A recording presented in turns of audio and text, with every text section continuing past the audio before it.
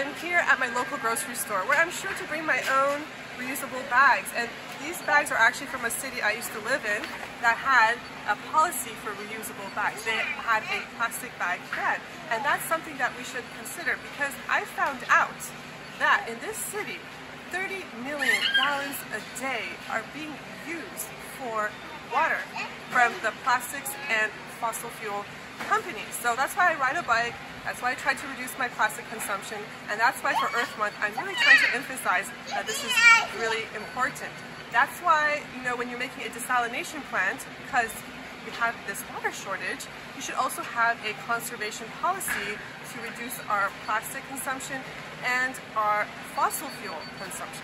I just found out that there are ways for industries to reuse their water, and there are actually conferences about that. So that's something to really look into for city policies, encouraging our industries to do that. You know, I'm not anti-business. I'm not saying 100% no plastics and no oil. It is essential, but using it excessively and unnecessarily, there has to be a city policy for that. There are actually existing ones in other cities. Reduce our plastics and find ways to increase walking and cycling, denser urban planning, things like that. They really do make a difference. So please consider that for Earth Day. Again, I will provide the table that shows just how much water these companies consume. Like, there are just so many environmental implications, like the landfill and the water usage. And if we close these companies, like environmentalists are advocating, or reducing their water, which will reduce their production, our consumption is not changing. We'll still be using the plastics. We'll still be going to the restaurants and using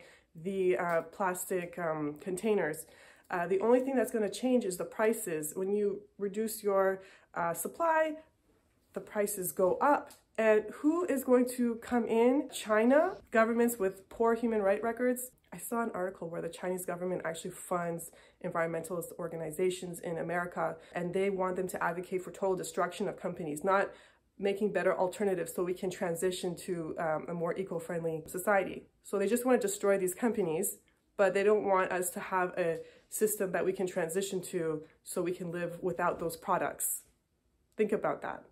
Having a desalination plant isn't your all-access pass for water. You still have to have these conservation policies in place. It is kind of like an emergency solution to water shortage. It's not the ultimate solution. So the ultimate solution is you have to have a desalination plant, but also you really have to be really strict with your water conservation policies. At least start with something.